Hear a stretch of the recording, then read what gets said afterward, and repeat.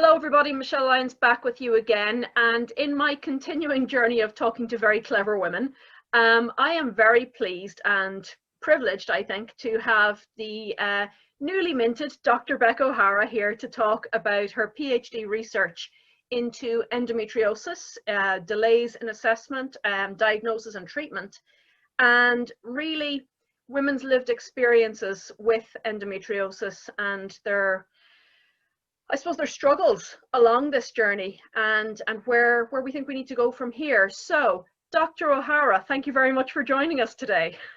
No worries. Thanks for having me. It's good to catch up. Absolutely. So, can we start out with a definition of what endometriosis is and what it isn't? Because I still think for a lot of women and for a lot of medical providers, and a lot of people who write books and articles about endometriosis as well, you know, there's still that misdiagnosis, I think, of what it really is. Can you share your thoughts? Yeah, so I guess in terms of endometriosis, when we're talking about the disease, it's where tissue that's similar to the lining of the uterus is found in places outside of the uterus. And we don't really know at this stage what causes it. There are quite a number of theories going around, but none of them have really been entirely proven, and none of them really explain the full gamut of the disease. We see with endometriosis that there's typically it presents with pain with menstruation, that sort of chronic pelvic pain, and some infertility. But it's not just limited to what we would deem sort of just painful periods. It does can affect people's digestion and gastrointestinal symptoms, what's commonly known as endobelly, so where there's the bloating of the abdomen. And in some of the research we've been doing recently,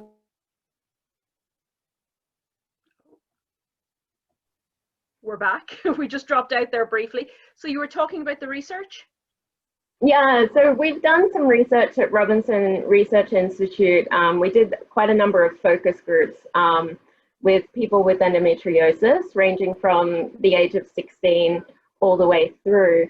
And I guess some of the symptoms that they were really talking about was that sort of lower back pelvic pain that they get quite constantly. And that's sort of not typical with what we think about endometriosis as being, you know, associated with period pain. This is happening to them like sort of on a daily basis. So I think we just need to be mindful when people are sort of presenting with this gamut of symptoms that, you know, it's not just painful periods, I think, is something we need to be a bit more aware of. Key message really, isn't it? Because I think for a lot of women they're often misdiagnosed initially as having IBS. Yeah, that's you know, or you know, for women presenting even to physio clinics with low back pain. Are we always, you know, I suppose pigeonholing endometriosis as period pain and just cyclical? But as you said, you know, it can progress to near constant pain. yeah. Do you find that from your research, you know, there was quite an extensive lag time between onset of symptoms, diagnosis, and then pathways to treatment? Can you talk to us a little bit about what you found? Yeah, so in the national survey that I ran for the PhD, we did a national survey involving 620 women, finished the survey for us. And we found on average the diagnosis delay was about 6.4 years. So from the time the sort of average time that they presented with symptoms through to when they were diagnosed. And the UK report that's just been released this week, they had an average delay of 8 years. There's been international studies that have shown a delay anywhere from between 5 to 9 years. So it's sort of happening globally, that we're not always that great at getting to that issue quickly. Yeah. And I guess what we've found, you know, doing these interviews and focus groups is that there's a real problem with sort of normalizing period pain. So thinking that Oh, we've just dropped out again there. Let me just pause. we are presented with people with these types of symptoms. Absolutely. And I think as well, is this an issue, would you say, I realize it's kind of a broad question, but is it an issue that in general women's pain is not taken seriously, as seriously perhaps? Yeah, and I think medical research is just starting to get there. Like there's been this sort of history of not really looking at things by sex and just kind of assuming that one condition can affect everybody equally. So I think we have a ways to go to sort of understand that.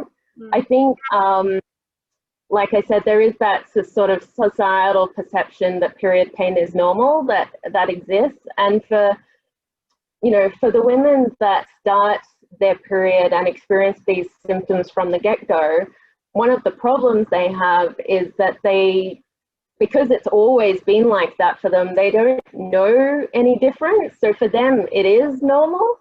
So they might not even question it. And if they do, sometimes, they might ask a friend or a family member. And if they've also had painful periods, they just go, oh, no, that's fine. Don't worry about it. Just have some Panadol and away you go. Yeah.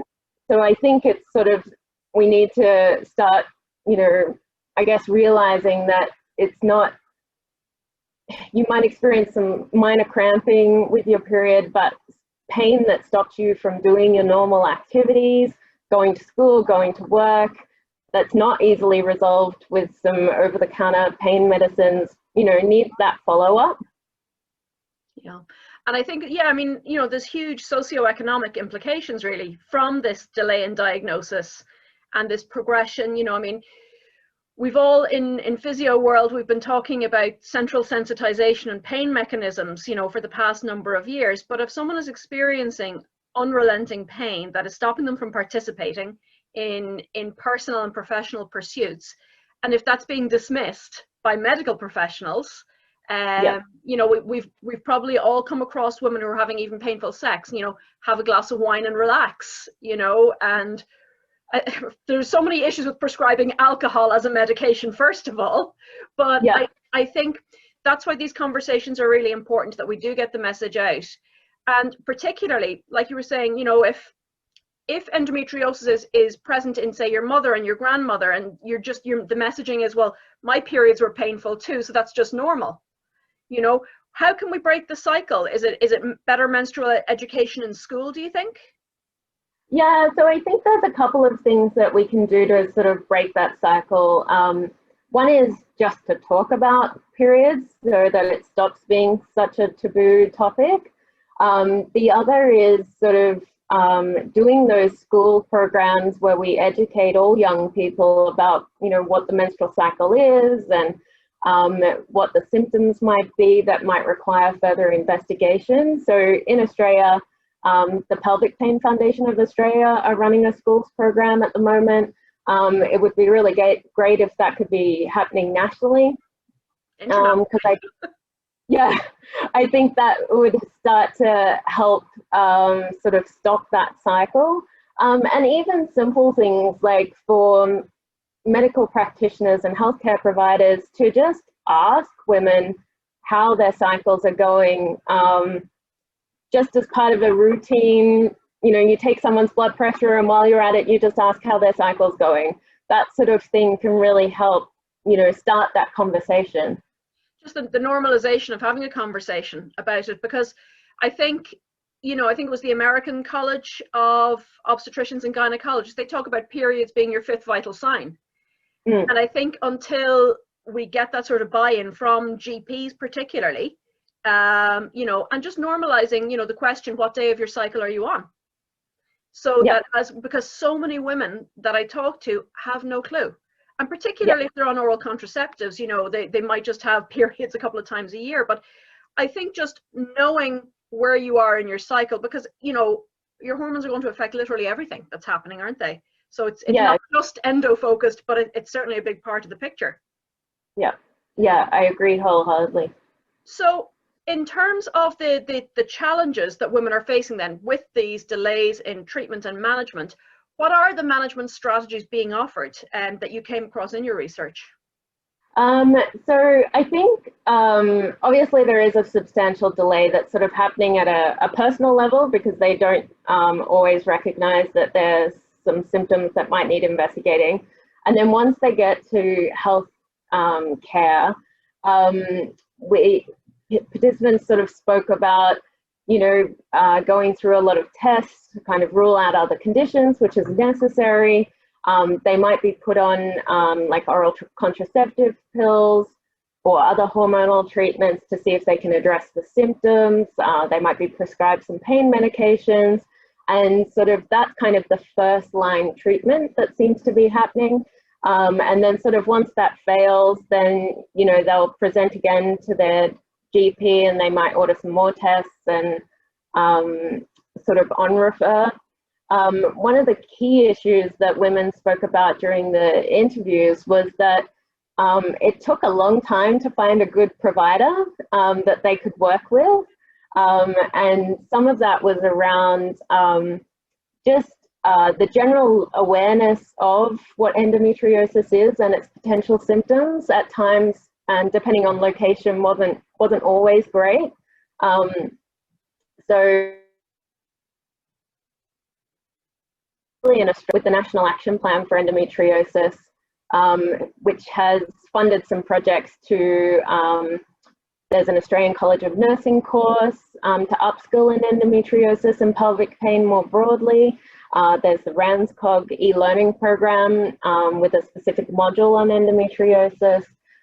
So I think those things are we'll hopefully start to see some change as people go through those programs and come out the other side with hopefully better knowledge, which will help reduce that referral process a bit, make it a bit more streamlined.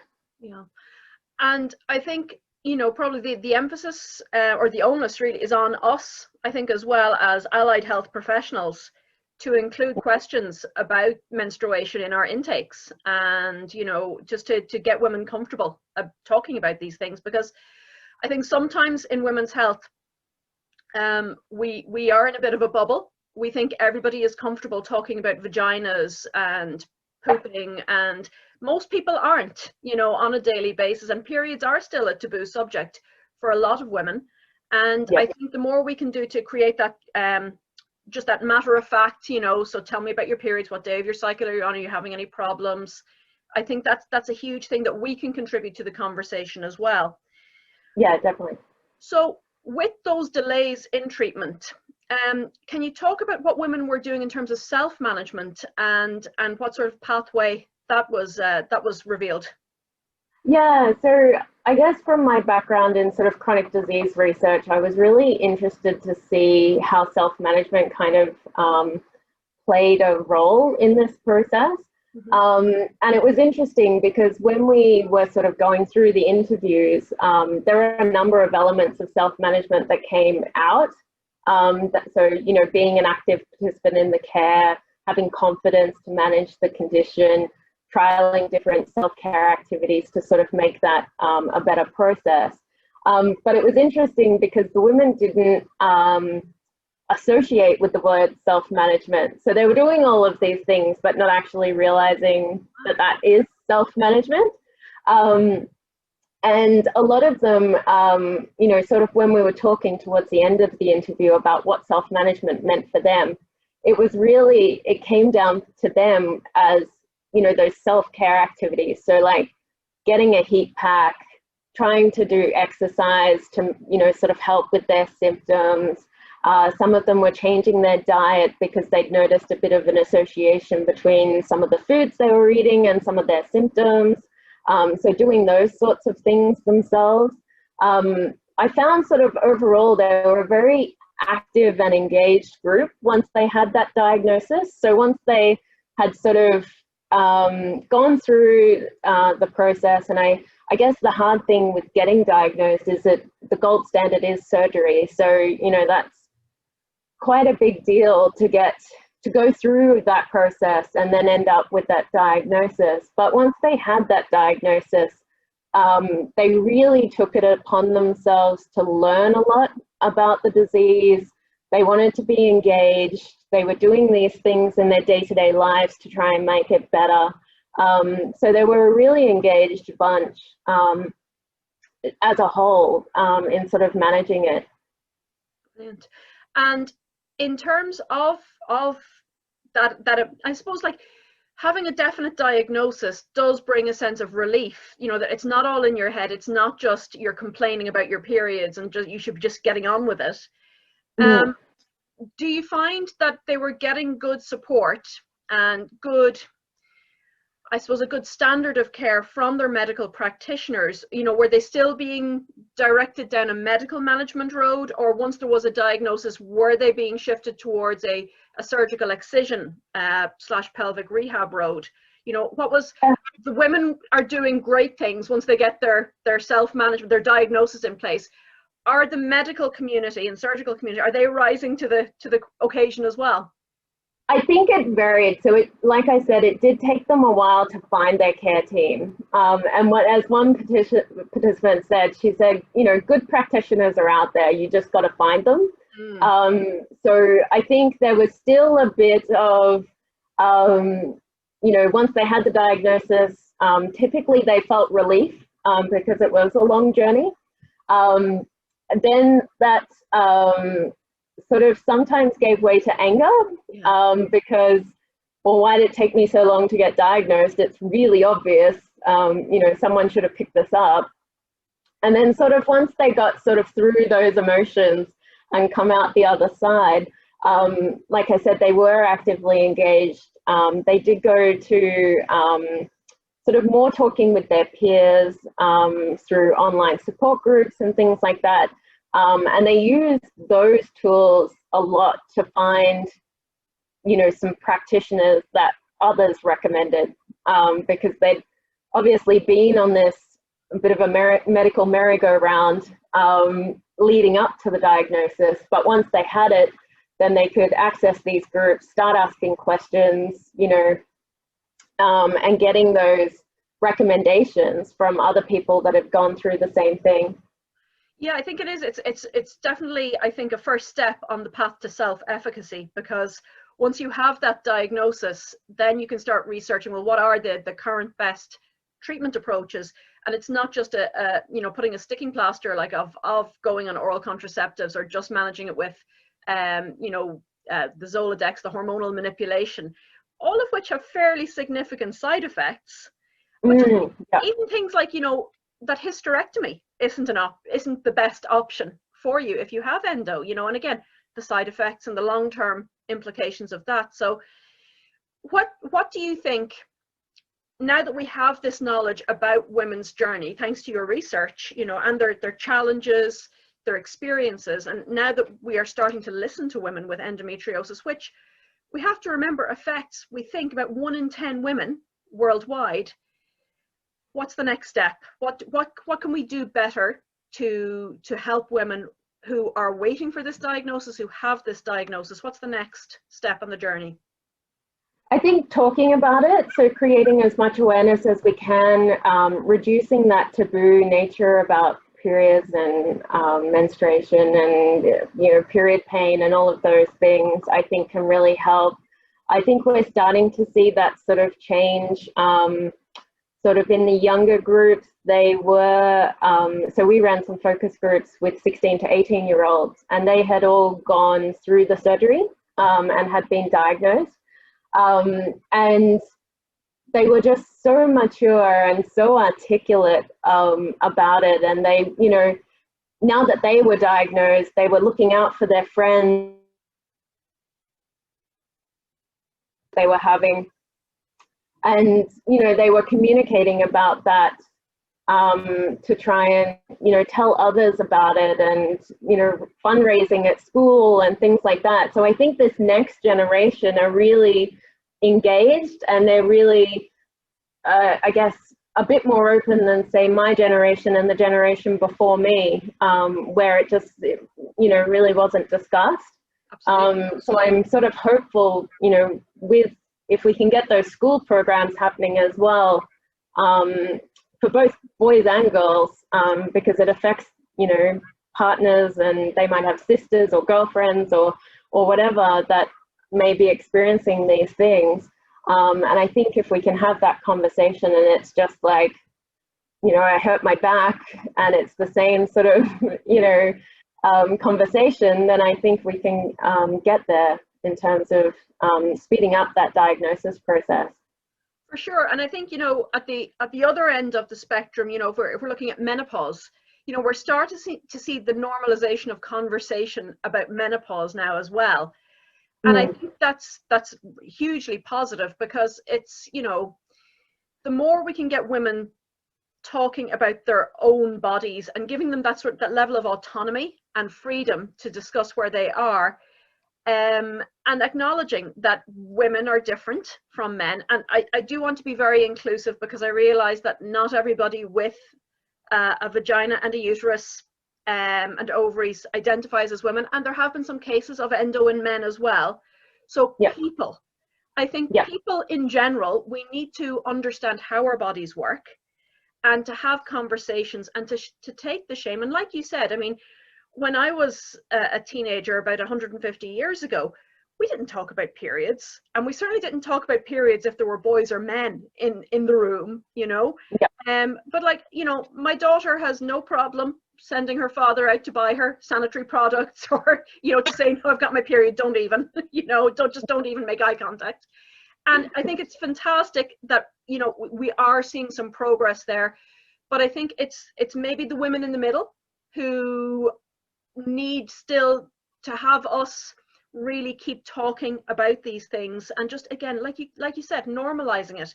That's the big challenge, I think, is normalizing conversations around menstrual health, because we can't depend on schools to do it for us. We can't depend on doctors to do it for us. I think as women, we have to start telling each other the truth about what's going on with our bodies, whether it's about childbirth or menopause or periods. I think that's really, really essential. I think this work is so valuable, because so many papers out there on endo are about surgical or medical management of it. And your papers, your whole PhD, I think really gives voice to the women, to the people who are going through endometriosis, lack of diagnosis, and then hopefully eventually diagnosis and treatment. So I really think this is a very important work that you've done. And I really just, you know, on behalf of the women of the world, thank you. You know, no pressure. But on behalf of our gender, you know, thank you. It's a huge undertaking, and I think it's a really valuable addition to the research body around endometriosis.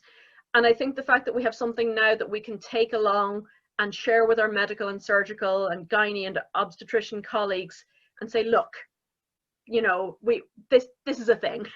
This is a conversation we need to have, and women need to be served better.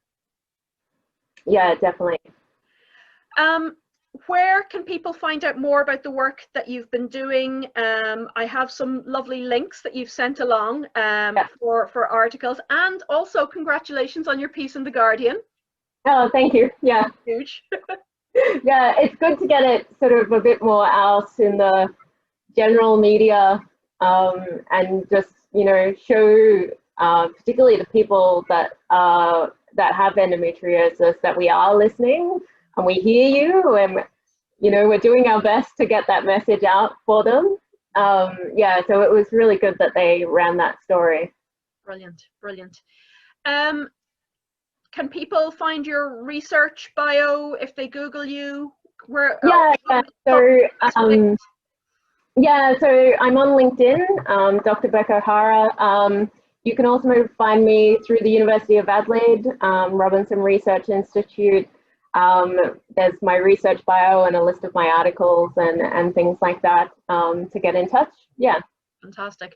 Well, I hope you're taking a well-earned rest after your PhD travails. It's a huge achievement. And thank you so much for sharing all your pearls of wisdom with us this morning. No, thanks so much. Cheers.